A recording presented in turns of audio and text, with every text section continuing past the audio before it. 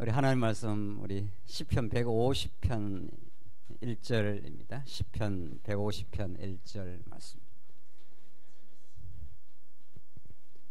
찾으신 줄 알고 봉독 드리겠습니다. 시편 150편 1절 말씀입니다. 할렐루야. 그의 성소에서 하나님을 찬양하며 그의 권능의 궁창에서 그를 찬양할지어다. 그의 능하신 행동을 찬양하며 그의 지극히 위대하심을 따라 찬양할지어다. 나팔 소리로 찬양하며 비파와 수공으로 찬양할지어다. 소고치며 춤추어 찬양하며 현악과 퉁소로 찬양할지어다. 큰 소리 나는 제금으로 찬양하며 높은 소리 나는 제금으로 찬양할지어다. 호흡이 있는 자마다 여호와를 찬양할지어다. 할렐루야. 오늘 본문 말씀은 어제 우리가 공부한 역사서와 시가서의 최종적인 결론입니다. 호흡이 있는 자마다 하나님이 주신 그 생기, 그 생명의 그 기운을 주신 우리 모든 인생들이 여호와를 찬양하는 것으로 역사는 그렇게 종결되고 모든 이스라엘 역사가 그 찬양을 향하여 지금도 연속 드라마처럼 전진하고 있다. 그래서 호흡이 있는 자마다 우리 살아계신 여호와 하나님을 찬양할지어다. 이게 우리가 이 땅에서 부르는 최고의 노래고 영원히 새하늘과 새 땅에서 부를 그 노래의 내용입니다. 우리 어제 공부한 내용을 간략하게 정리를 하자면 우리 주제가 이번에 여러분들이 쭉 성경을 좀 잘 공부해 오신 것들 좀 종합적으로 한번 정리하는 이번에 시간인데, 성경 신학적인 관점, 이것이 성경을 도대체 어떻게 보기 때문에 우리가 복음에 제대로 이르를 수가 있고 복음을 통한 살아계신 하나님을 우리가 깨달을 수 있는가, 그것이 우리에게 얼마나 큰 하나님 나라의 기쁨인가, 이런 것들을 우리가 지금 살펴보고 있는데, 성경신학의 구조와 우월성, 이것이 우리가 성경신학을 오랫동안 우리가 공부하고 확인하면서 우리가 강조해왔던 부분입니다. 구조라는 것이 굉장히 딱딱한 용어지만 사실은 알고 보면은 성경 전체의 어떤 부분도 부분에 빠지지 않고 그 부분이 전체적 그림을 그리고 있다, 이런 뜻이죠. 큰 하나님이 얼마나 살아계시고 놀라우신 분인가 하는 걸, 그런 걸 성경 전체를 봐야 된다. 이게 이제 구조라는 뜻입니다. 비유를 하자면은 그림을 그리자면 이게 얼굴이 있다 칩시다. 이게 눈이라면은 눈이 있고 여기 우리가 언약 성취를 하십시다. 이게 언약 성취로 세상을 보면 하나님이 이제 보이는 거죠. 성경 전체 살아계신 하나님 보이는 거예요. 이걸 눈이라면 언약 성취를 우리가 가장 강조하지 않습니까? 또 성경 전체가 그런 그 계시 원리가, 하나님을 당신을 드러내시는 원리가 언약하고 언약을 이룸으로 내가 살아 있다 하는 걸 증명해 가는 거니까. 그래서 이게 언약 성취가 가장 중요합니다. 그런데 언약 성취사적 성경신학이 나오기 전에 우리 어제 교회사를 잠깐 했지 않습니까? 가톨릭 신학을 이제 넘어서면서 그건 아니라라고 부정하면서 이신칭이 믿음으로 구원에 이른다는 거, 루터가 그걸 깨닫고 이제 소위 이른바 구속사 신학이 나타난 거죠. 구속이라는 것을 우리 언약 성취사 속에서는 어떻게 이해해야 되는가? 구속사와 언약 성취사가 이렇게 대립되는 게 아니라 구속이라는 것도 상당히 성경에 나오는 중요한 하나님의 그 계시의 한 중요한 방편, 하나님 나라를 이루는 중요한 방편인 건 사실인 거죠. 그러나 그것으로 성경 전체를 우리가 볼 수가 없는 거죠. 그래서 그걸 훨씬 뛰어넘는 언약 성취의 그 계시 원리가 터져 나온 거죠. 그래서 하나님은 우리가 전체적으로 잘 깨달을 수 있다, 이렇게 된 거지 않습니까? 이게 이제 언약 성취라면 언약이라는 뭘 언약을 했는가? 그 언약의 내용이 무엇인가? 이게 이제 우리가 어제 3대 언약이라는 것이 하나님 나라를 지금 언약하고 구약에는 자손 땅 통치를 통해서 다윗 왕국을 이루어줌으로 하나님이 얼마나 영광스럽고 살아계시고 그가 놀라운 분이신가 하는 걸 그 5대 속성을 막 드러내잖아요. 그래서 이 언약 성취가 기본이고, 이 얼굴에 눈만 있으면 안 되잖아요. 이 언약 성취의 그 내용이 코라 하십시다. 이게 하나님 나라라는 거예요. 이 하나님 나라를 언약 성취한 거죠. 이제 얼굴이 점점 드러나는 거죠. 이것만 있어도 조금 이상하단 말이죠. 그러니까 하나님 나라를 언약을 이루시기 위하여 인간을 하나님 언약을 이루시는 하나님을 드러내기 위하여 하나님의 그 은혜를 우리라고 깨닫게 하기 위해서는 한번 하나님을 떠나봐야 돼, 인간이. 예. 아버지 집이 얼마나 좋은지를 그 아들은 같이 살면 모르는 거죠. 나가봐야 되는 거죠. 나가보면 얼마나 아버지 좋은 걸 깨닫는 거죠. 예, 아버지 집이 여기 있는데 이게 하나님 나라예요. 이게 아버지 집이. 이게 하나님 나라란 말이죠. 이 아버지 집은 먹을 것도 많고 입을 것도 많고 풍요한 세계가 있어요. 이미 영원히 존재해요, 사실은. 그런데 아버지 집이 얼마나 좋은지는 우리 피조 인간은 이 빛의 고마움은 어둠을 경험해 봐야 합니다. 그래서 이 땅에 비극과 희극이 있는 거죠. 얼마나 고통스럽고 죄악된 삶이, 하나님을 떠난 삶이 정말 불행하다는 사실을 뼈저리게 몸소 우리가 경험하고, 아버지 집이 참 좋은 것이구나, 이렇게 탕자가 이렇게 나가지 않습니까? 이게 돼지우리입니다. 이게 돼지우리니까 이게 죄악에 몸부림친 세월들이죠, 우리가. 그래서 아버지 집을 떠나 아버지를 잃어버리고 살면 돼지우리, 죄악의 몸부림 이 속에서 아버지 집이 참 좋은 곳이야. 어둠을 경험해 본 사람이 빛을 소망하고 바라고 추구하게 되어 있습니다. 여기 아버지 집에 그냥 사는 사람은 아버지 집이 좋은 줄 자체를 몰라요. 그래서 하나님은 한번 선악과를 줘갖고 한번 나갔다 와, 이렇게 된 거죠. 예. 우리 인생을 괴롭히려고 그런 게 아니고 그 은혜가 얼마나 큰가를, 죄 많은 곳에 뭡니까? 은혜가 넘쳤나니, 이게 로마서의 포인트 아닙니까? 그래서 죄 때문에 인간들이 모두 몸부림치고 의인은 없나니 하나도 없도다, 목구멍에 열린 무덤이고 저주가 가득하고 인간의, 그러나 이 죄 많은 곳에 그리스도의 놀라운 구속의 은총이, 그리스도를 통해서 하나님과 화해하는 그 성전의 놀라운 복음이, 죄악된 인생이 양을 피를 가지고 성전으로 들어올 수 있도록, 그래서 하나님을 만날 수 있도록 하나님의 용서를 경험하는 곳, 이게 성전이라는 말이죠. 이게 하나님 나라의 그 센터라는 거예요. 중심이라는 거예요. 그래서 다시 돌아오지 않습니까? 내가 하늘과 아버지 앞에 죄를 범했사오니 나는 아들로, 내가 아들로 생각할 수가 없습니다. 이렇게 완전히 회개하고 돌아오지 않습니까? 회개라는 건 그릇된 길로 갔다가 아버지께로 돌아오는 거죠. 그걸 하나님의 아버지의 사랑이 그렇게 돌아오게 하는, 사실은 탕자가 돌아가는 게 아니고 아버지의 영원한 사랑이, 원래 있었던 그 사랑이 생각났고 이제 돌아가는 거죠. 그래서 나갈 때는 아주 기고만장했지만 들어올 때는 아주 겸손해졌습니다. 그래서 죄는 우리를 낮추시는 하나님의 계시 역할이 있는 거죠. 그래서 우리를 괴롭히려고 죄악 가운데 이 고난의 세상에 두신 것이 아니라 우리를 낮추고 낮추려고. 이게 신명기에서 왜 너희를 40년 광야를 돌리느냐 하면은 너희들이 의롭고 너희들이 능력 있다고 착각했던 너희들을 낮추시려고. 그래서 돌아와서 이 영광의 하나님의 나라에 이르게 된 거죠, 우리가. 지금 우리가 하나님 나라를 누리고 영원히 다시는 죄악이 없는 곳, 갈등이 없는 곳, 문제가 없는 곳, 그곳에서 우리 하나님 아버지와 누리게 되겠죠. 그러니까 이 죄와 여기서 구속이라는 게 여기서 성립이 되잖아요. 하나님은 애굽에 집어넣기도 하고 빼내기도 합니다.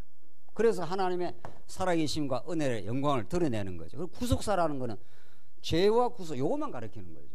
그럼 어떻게 해서 들어갔느냐, 왜 하나님이 집어넣느냐, 이에 대한 설명이 없잖아요. 왜 선악과를 왜 줬느냐, 그게 설명이 없는 거죠. 우리는 하나님 주어서 죽음을 한번 경험시키고 생명을 한번 발견하게 하려고, 이래야 하나님이 막 드러나는 거죠, 전체적인 섭리가. 그래서 이제 이건 언약 성취고 이건 하나님 나라고, 입이 있어야 돼요. 이제 뭐 이제 하나 얼굴이 이제 드러났네. 이렇게 아주 환한 하나님의 얼굴이, 하나님 얼마나 사랑하고 우리를 정말 끝까지 사랑하시는 분, 이렇게 된 거죠. 그래서 성경 신학의 구조라는 거는 언약 성취가 제일 기본 틀이고, 그 언약은 하나님 나라를 언약을 하시고, 죄 가운데 집어넣었다가 우리 스스로는 죄 가운데 집어넣으면 즐거움이 없어. 썩난 얼굴이잖아. 죄 가운데 있으니까 뭐 기쁠 일이 없는 거지. 그런데 우리를 예수 안에 두시면 항상 어떻게 해요? 기뻐하라. 이게 예수 안에서 기뻐하라, 이런 뜻이지, 뭐 세상 뭐 사업 잘 된다고 기뻐하라 이런 뜻 아니라고. 사업 잘 되면 안 되면 더 괴롭습니다. 잘 됐다가 안 되면. 그래서 이걸 바꿔야지. 얼마나 성이 났어요. 이렇게 하면 돼. 구속함을 받은 우리 인생들은 어떤 이 땅에 무엇을 겪어도 하나님 정말 살아계십니다. 내가 겪어왔던 모든 일들이 나를 낮추시고 예수 안에서 세우시려고, 예수 안에 새 생명을 얻어 살게 하려고, 예수와 함께 죽고 예수와 함께 살게 하시려고. 이 구속도 너무도 중요한 거예요, 사실은. 네. 왜 우리가 구속사를 내치느냐 말이에요. 구속을 자리매김을 해줘야지. 자꾸 이게 다라 그러니까 아니야. 그 말을 우리가 한 거죠. 언약 성취에 살아계신 우리 하나님이 하나님 나라를 약속했어요. 하나님 나라가 있어. 영원히 있어. 영원히 존재해. 영원한 그 나라를 우리 갈 거예요. 반드시. 그러니까 이 땅에서 우리가 죄와 구속을 몸서리치게 깨달아가는 거죠. 아, 그렇구나. 내 스스로는 하나님 나라를 이룰 수 없구나. 하나님이 해주셔야 되는 거구나. 해주시려고 예수를 보내주셨구나. 다시 성령을 보내주셨구나. 그래서 정말 그 은혜를 깨닫고 있는 거죠. 이게 우리 성경신학의 구조라는 겁니다. 구조라는 건 하나도 어떤 요소가 하나도 빠지면 안 되는 거죠.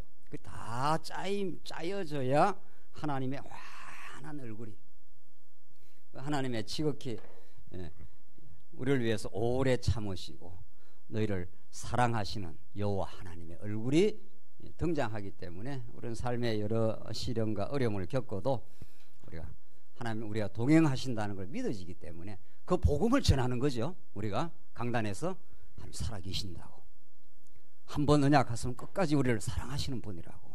그래야 성도들이 살아나는 거죠. 그래서 우리 성경신학은 이런 구조성을 가지고 있다.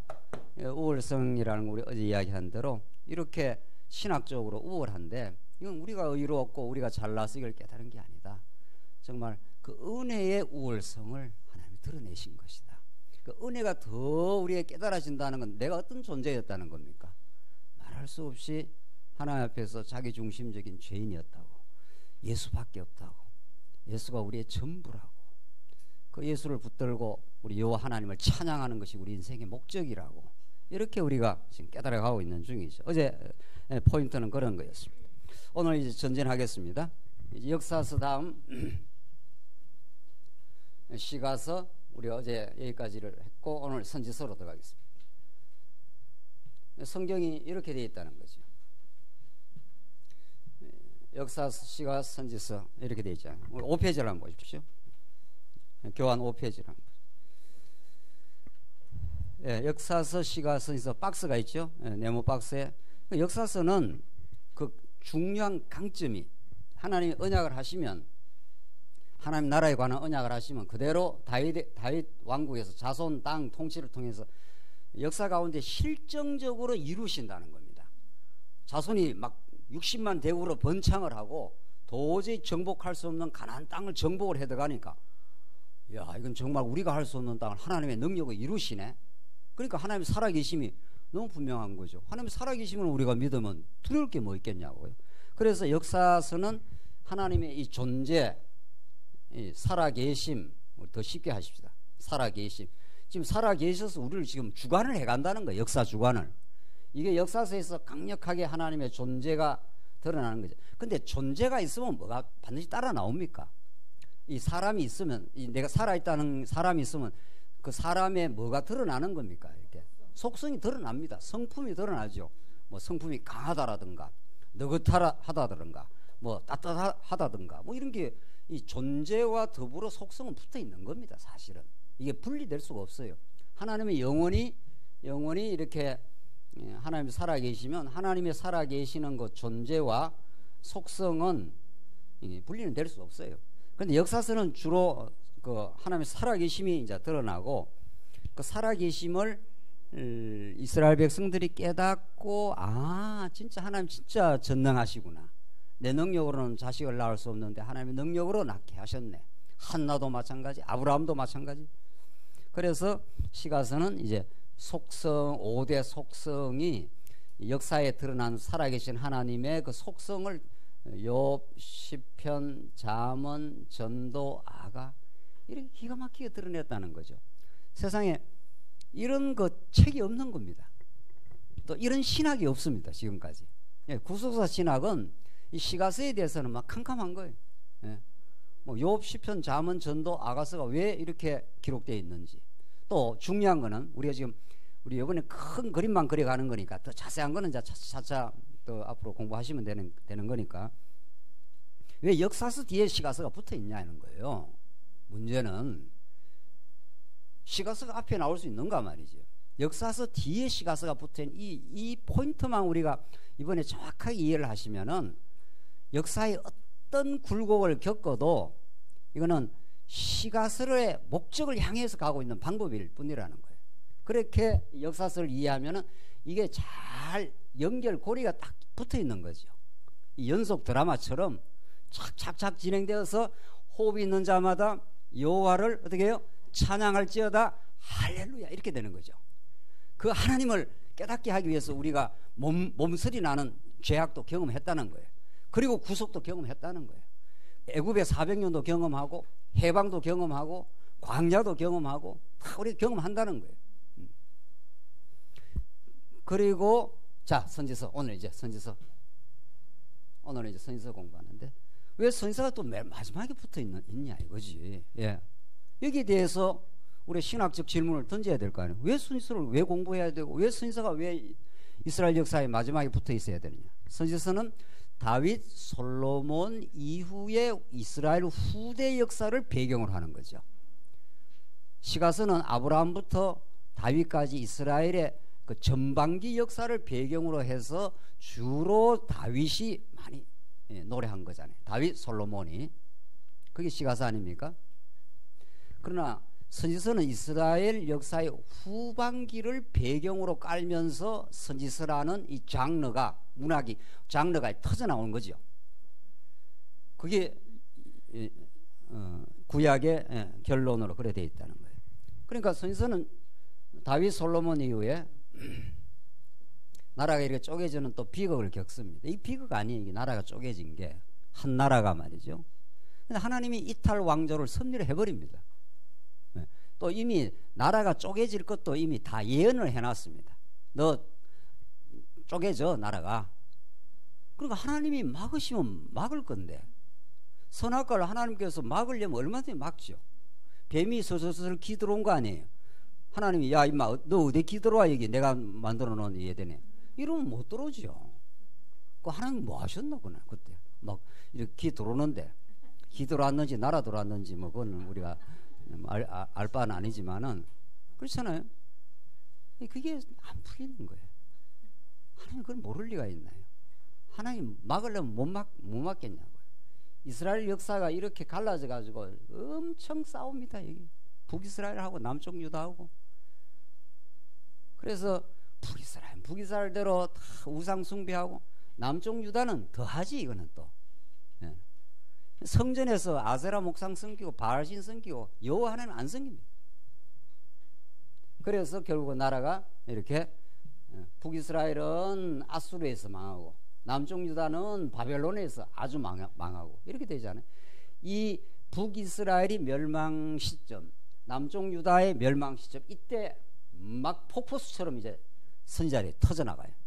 이사야, 이 북이스라엘이 멸망 이 시점, 주전 8세기경, 이 주전 6세기경 이때 막 그러니까 큰 선지자들은 북이스라엘의 멸망과 남쪽 유다의 멸망 전후에 막 쏟아지는 거죠. 이게 놀라운 하나의 은혜예요.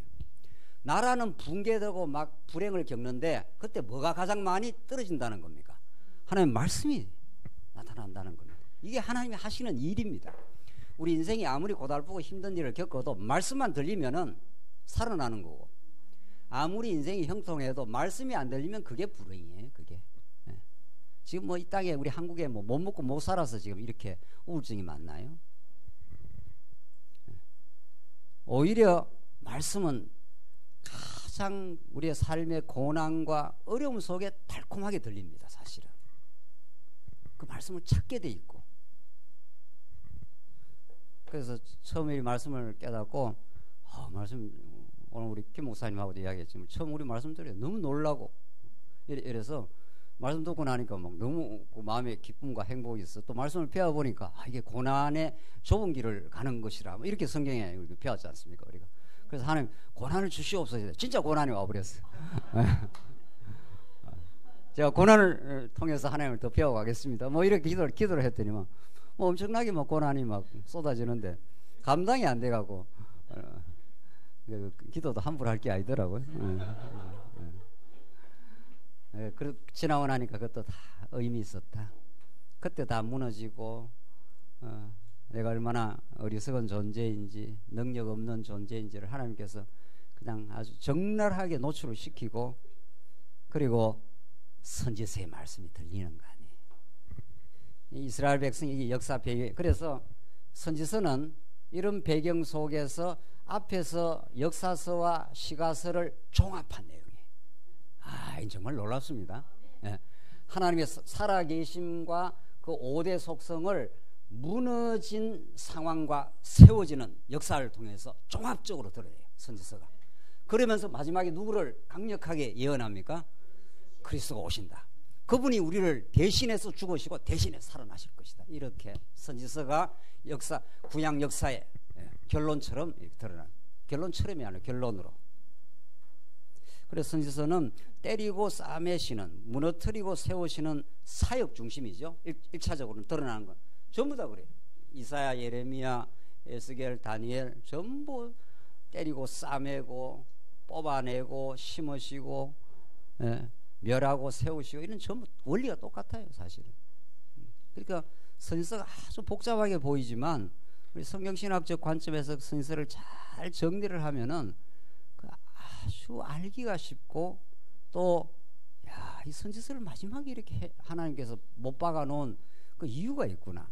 성경은 어떤 것도 한 귀절 한 문장도 하나님의 그 신적인 그 뜻이 배이지 않는 게 없습니다.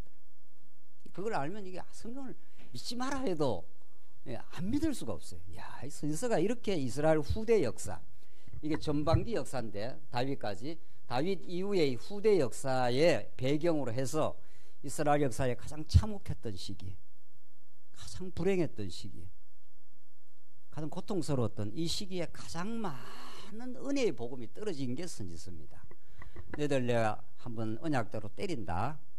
그러나 너를 반드시 회복시키고야 말겠다.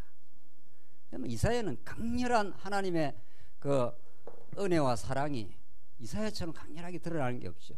호세아서 너는 창녀 고멜 같은 인생들이야. 남편 떠나고 지멋대로 살고 지멋대로 살지만 내가 너를 다시 회복시켜 주겠다고. 내가 너를 절대로 놓을 수가 없다고. 아드마야 내가 너를 놓겠냐고. 이렇게 호세아서에서 그 회복의 역사를 하나님께서 만들어 주시겠다고 하시는 거죠.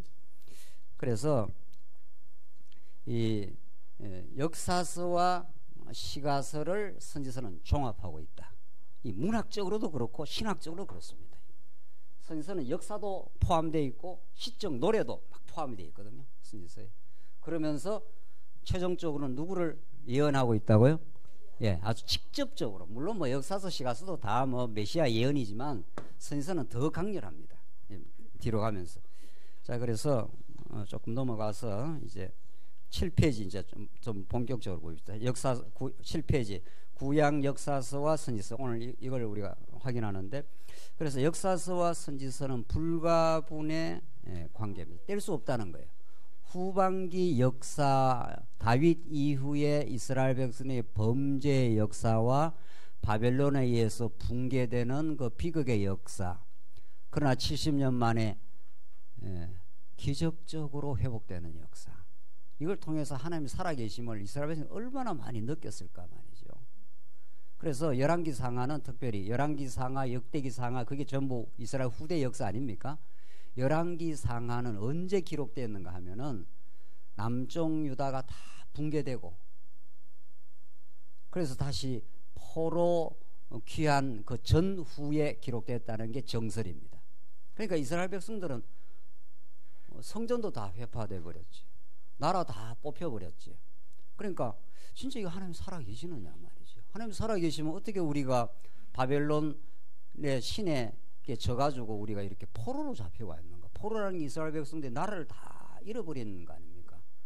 그들의 정체성도 다 흔들려 버리고, 하나님이 제사장 나라라고 해서 그 나라를 하나님을 섬기는 나라, 제사장 나라라는 게 하나님을 제사를 통해서 하나님을 섬기는 나라로 해줬는데 성전이 다 붕괴가 되어버렸으니까 뭐 어쩌다 이렇게 나라가 다 망해버렸느냐. 그게 이스라엘 후대 역사의 모습이었습니다. 그런데 하나님의 언약대로 솔로몬 후반기의 이스라엘이 분열되고 타락의 길을 가게 된다. 북이스라엘은 타락을 거듭하다가 아수르에게 망하게 되고, 남유다는 좀 더 지속되다가 부패일을 겪으면서 마침내 바벨론에서 아주 망해버려요. 아니, 나라가 거들나버렸네.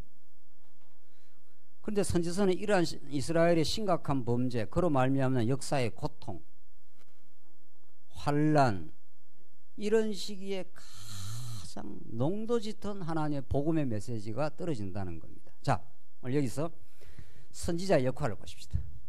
자, 우리 선지서니까 구약의 선지자가 얼마나 중요한가. 기독교만이 참 선지자가 있는 건데, 불교, 유교이긴 다 가짜 이방 종교들은 인간이 뭘 깨달아서 진리에 이른다는 거 아니에요.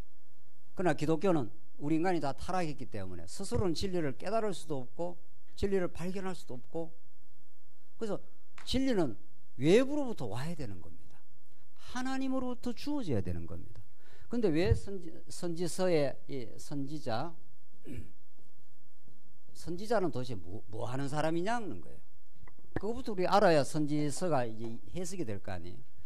우리가 지금 이스라엘 역사가 북이스라엘과 남쪽 유다, 북이스라엘 멸망점과 남쪽 유다, 이건 이제 이사야서고, 남쪽 유다가 멸망할 이 시점에 예레미야가 활동을 합니다. 이때. 그 예레미야는 직접 막 불바다가 되는 걸 보고 막 통곡의 선지자 아닙니까? 하나님 왜 이렇게 저 이방 대적들이 이렇게 강합니까? 우리는 왜 이렇게 망해야 됩니까? 막 하면서 막 울면서 이제 그 진리를 깨달아 갔던 사람이란 말이죠. 그런데 만약 하나님이 선지자, 이 얼마나 중요한가. 사도와 선지자의 터 위에 우리 교회를 세운다 그랬잖아요. 구약 전부 선지자들이, 모세도 나 같은 선지자를 했으니까. 근데 더 직접적으로 이사야, 예레미야 이런 사람들이 이제 선지서에 나오잖아요. 그 선지자는 어떤 존재인가 하면은, 지금 이스라엘 백성들은 다윗 솔로몬 이후에 막 끝없이 추락하고 타락을 합니다. 근데 문제는 인간이 우리 모든 인류가 타락했잖아요. 근데 여러분과 저는 이렇게 진리를 이렇게 접하고 나서 내가 죄인이라는 걸 깨닫죠. 그런데 진리를 접하지 못하면 어떻게 됩니까? 죄인이라고 생각합니까? 절대로 생각 안 합니다. 모든 인류가 자기가 다 의롭다고 생각합니다. 착하다고 생각하고 자기가 잘났다고 생각하고, 그래서 정의를 부르짖고 그러잖아요. 정의, 올바른 의를 내가 강조하는 거죠. 그래서 선지자를 보내는 이유는 이 이스라엘 백성들의 부패와 혼란의 시기에 하늘에 이 선지자는 하나님이 전령처럼 하나님이 선지자를 보내서 일단 제일 중요한 건 하나님이 어떤 분인가를 가르쳐 준단 말이죠. 왜 하나님이 너희들 이렇게 이 타락과 이 멸망의 코스로 인도하게 되었는지 그 뜻을 알려주는 거예요. 인간의 그 고통은 내가 왜 이런 걸 겪어야 되는지를 모를 때 제일 고통스럽다고 그러잖아요. 고통도 고통이지만 뭐 사업이 망했다라든가 자식이 큰 어려움을 겪는다라든가 뭐 이런 것들이 그 자체도 고통이지만 내가 이걸 왜 그렇게 해야 되지? 무슨 이유로 내가 이걸 겪어야 되지? 여기에 대한 해답이 없으면 그처럼 더 고통스러운 게 없는 거죠. 고통의 의미라고 그러지 않습니까? 내가 왜 나는 이렇게 살아야 되는 건지, 내가 뭐 선택한 가정도 아닌데 근데 뭐 이런 거 이 누구나 있습니다. 내가 왜 이걸 겪어야 되느냐? 이스라엘 백성들은 그걸 모릅니다. 누굴 보내주지 않으면, 선지자를 보내주지 않으면 죄인들은 자기가 누군지 모릅니다. 자기 인생의 의미를 알 수가 없습니다. 그래서 하나님께서 선지자를 보내가지고 너희들이 왜 이런 범죄의 수렁에 헤매게 되는지, 그 범죄 때문에 망하게 되는지, 그러나 다시 돌아올 수 있는 근거는 무엇인지, 이 모든 역사에 대한 해석을 해준다는 거예요. 그래서 다니엘서에서 금신상이 드러났을 때 그 이방 술사들은 저게 무슨 뜻인지 해석이 안 된다는 거죠. 그런데 하늘의 선지자로 온 다니엘은 어떻게 해요? 아, 금머리는 바벨론이고 무엇이고 이렇게 착착 해석을 해주잖아요. 성경이 그런 거예요. 알고 보면 이 성경이 선지자들의 음성이고 이게 사도들을 통해서 주어졌기 때문에 아, 내 인생이 이런 이유에서 겪는구나. 이걸 통해서 하나님의 은혜를 넘치게 하려고 죄악 가운데 몸부림을 쳤구나. 그 뜻을 깨닫는 거죠. 그러니까 선지서가 가장 마지막에 있는 거죠. 역사에 대한 해석을 해주고 있는 거니까 언약에 근거해서 하나님의 뜻에 비추어서, 그러니까 이게 가장 깊은 거죠. 선지서가. 그래서 선지서 공부를 가장 마지막에 하는 거죠. 처음부터 선지서 공부합니까? 그렇잖아요.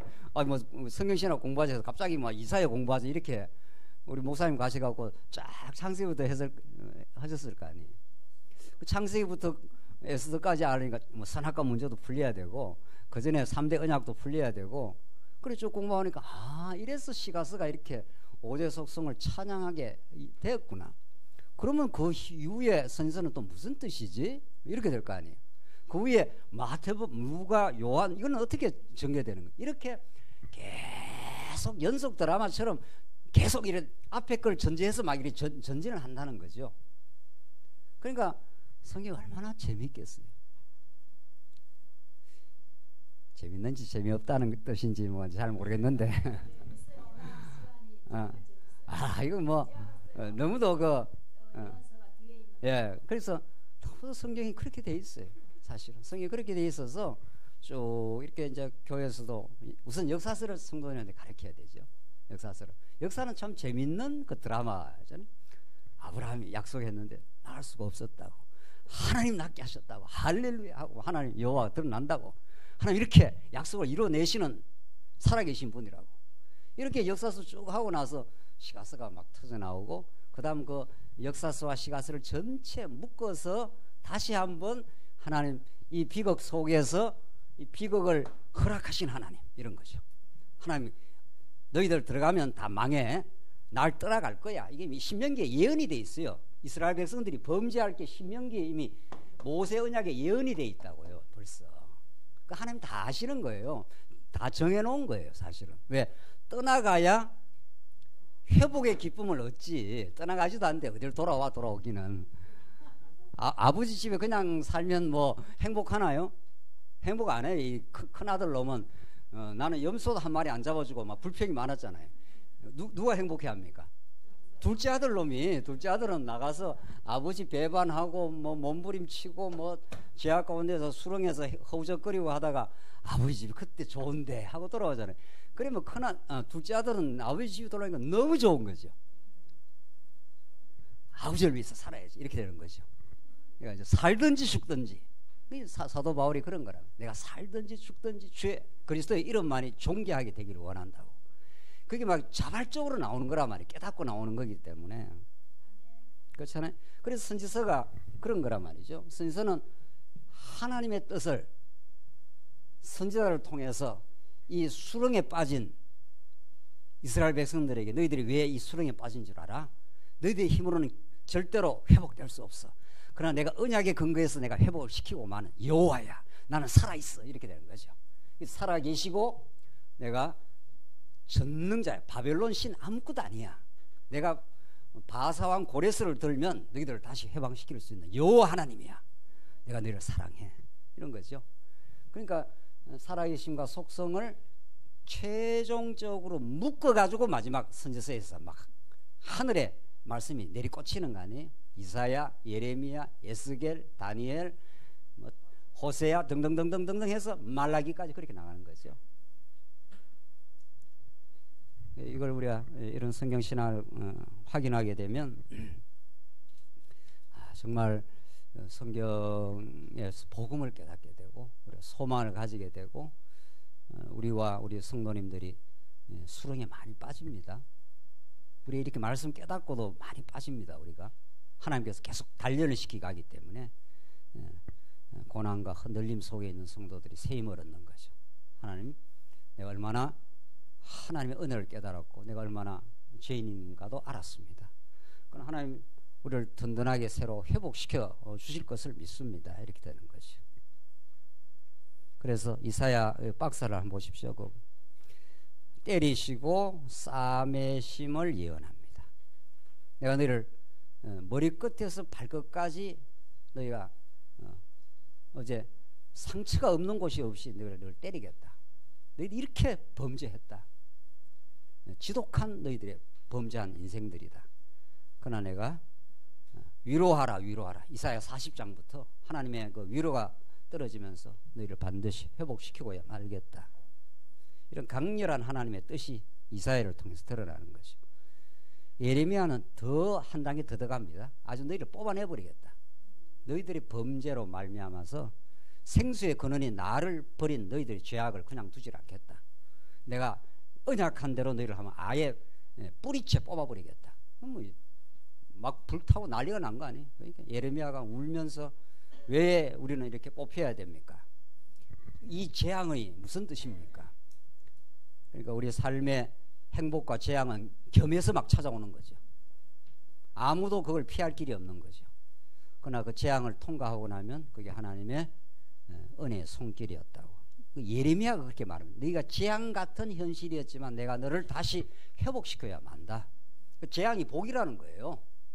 재앙 자체가 고통이지만 그걸 통해서 하나님을 배우기 때문에 복이라는 거예요. 저 꺼도 될 것 같습니다. 뒤에 히타가 좀 강합니다. 예. 에스겔서는 이것도 이사야, 예레미야, 에스겔, 다니엘 이것도 흐름이 있습니다. 그냥 뭐 똑같은 이야기를 똑같이 반복하는 게 아니라 그 나라가 다 뽑혀 가버렸지 않습니까? 이미 에스겔은 포로기에 주어진 예언이란 말이죠. 나라 다 뽑혀버렸어요. 정말 예레미야 예언대로 뽑혔으니까 소망이 없지 않습니까? 잡혀가 버린 거죠. 에스겔은 아주 잡혀갔을 때 떨어지는 70년 조금 확대하십시오.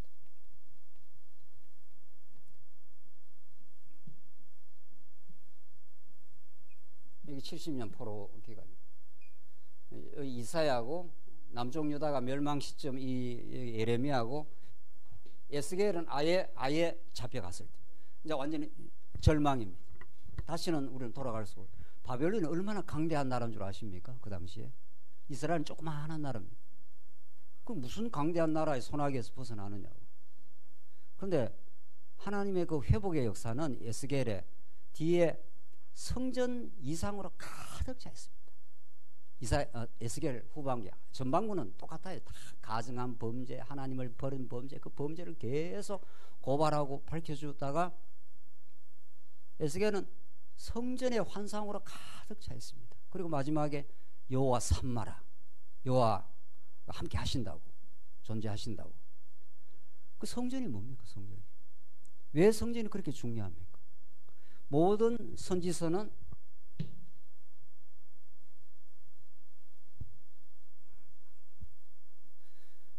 모든 뒤에 후대 역사든 뭐 전반기 역사든 다 언약에 근거하지 않습니까? 아브라함 언약이 자손, 땅, 통치 이렇게 계속 통치 언약 맥락인데 하나님께서 하나님 나라 다윗 왕국을 유다 지파에 세워주겠다 한 그대로 지금 나라를 세워가시지 않습니까? 세워가는 과정에 하나님이 아브라함 이후에 모세 언약을 주잖아요.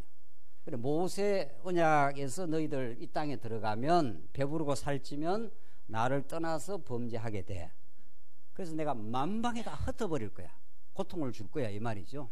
다 흩어져 갖고 막 다 삼지삼방 다 흩어져 버린 거니까.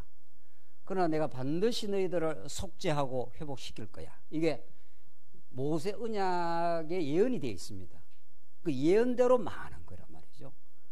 물론 직접적으로는 이스라엘 백성들이 범죄해서 망하는 거지만 그건 직접적으로는 근본적으로는 어떻게 된 겁니까? 하나님이 약속한 대로 예언한 대로 망하는 겁니다. 그래야 하나님 여호와가 드러나니까. 선악과는 누가 따먹었습니까? 직접적으로는 누가 따먹었습니까? 분명히 아담이 따먹었죠. 그런데 근본적으로는, 야, 이거 너무 세다 이거는 정말. 우리 중국 목사님들이 직접적으로 따먹은 거는 아담이 따먹었어요. 따먹기는. 그러니까 아담이 따먹고 나서 막 두려워하고 숨고 범죄했기 때문에 그걸 느끼잖아요. 근본적으로는 하나님의 계획 속에서. 그러면 왜 그렇게 작정을 해놨습니까? 이제 또 그렇게까지 또 물어야죠. 그건 또 좀 이따 하고, 지금 그게 지금 주제가 아니니까 지금 그건 또 다음에 더 연구하셔.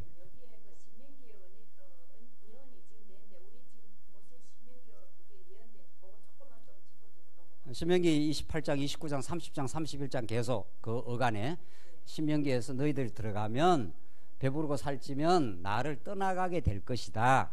이렇게 예언이 돼 있어요. 떠나가게 되었다가 다시 돌아오게 될 것이라고 모세 언약에 신명기에서 예언이 돼 있어요.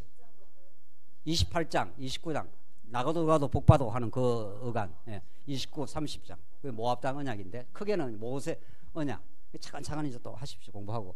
지금 오늘은 지금 전체를 해야 되니까 우선은 더 자세한 건. 그래서 이 모세 언약대로 이렇게 망하는 겁니다. 직접적으로는 이스라엘 백성들이 범죄를 했고요. 근본적으로는 범죄도 하나님이 붙들면 범죄 안 합니다. 하나님이 어떻게 하면 범죄를 한다는 거예요? 손을 놓아버리면. 여러분과 저를 딱 붙들고 있으면 절대로 범죄 안 합니다. 그러니까 다윗을 손을 놓은 거죠. 다윗이 그날 마침 이렇게 왔다 갔다 하는데 누가 나타난 거예요?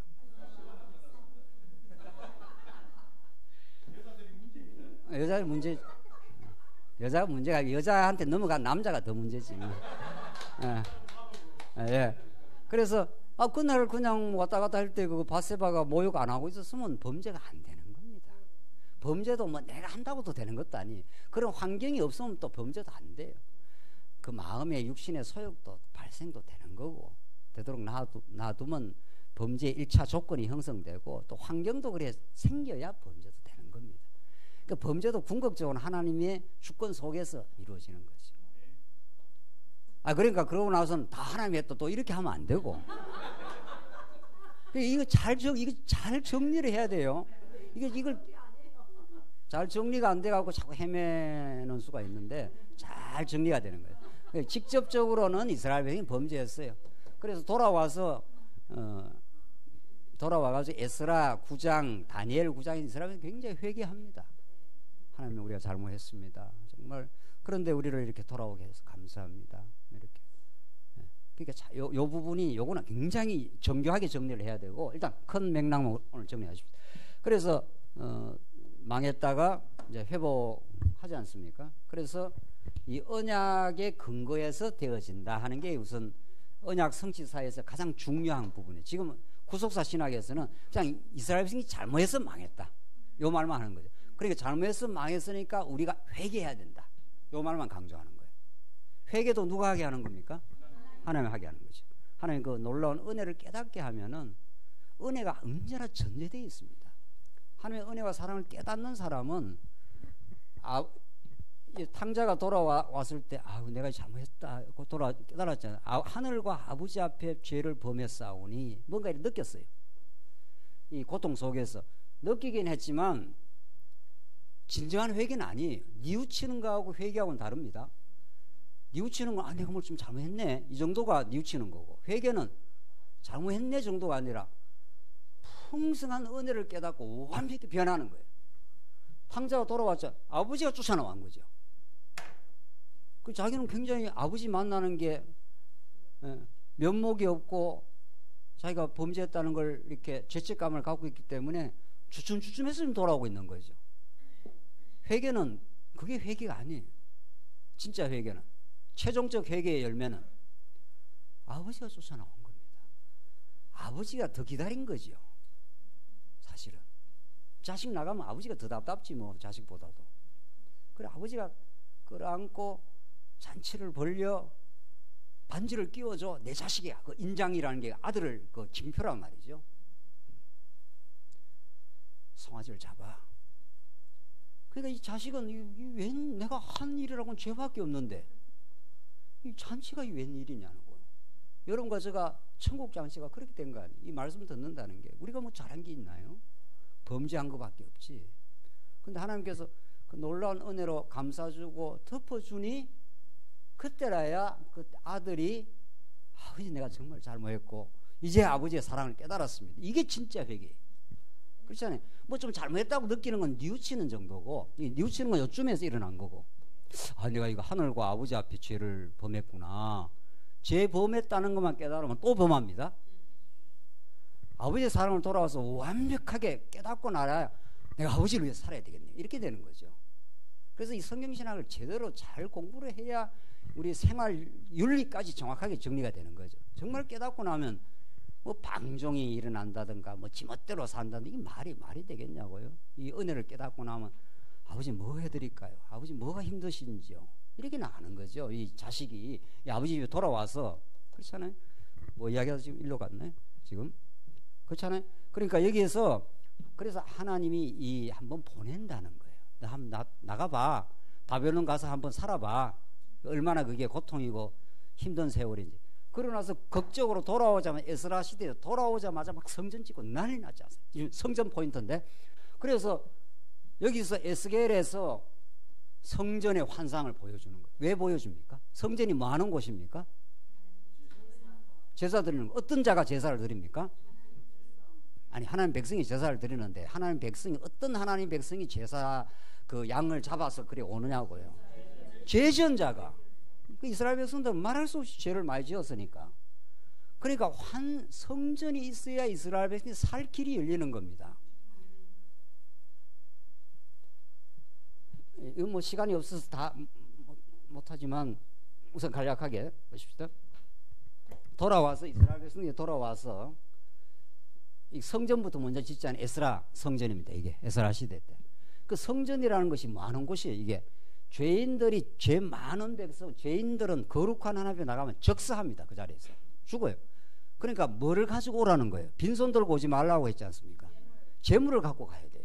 재물을 갖고 가면 이 제사장이 양을 잡아가지고 피를 받아가지고 피를 가지고 이 성전 지성소 안으로 가요. 그 피를 뿌리지 않습니까?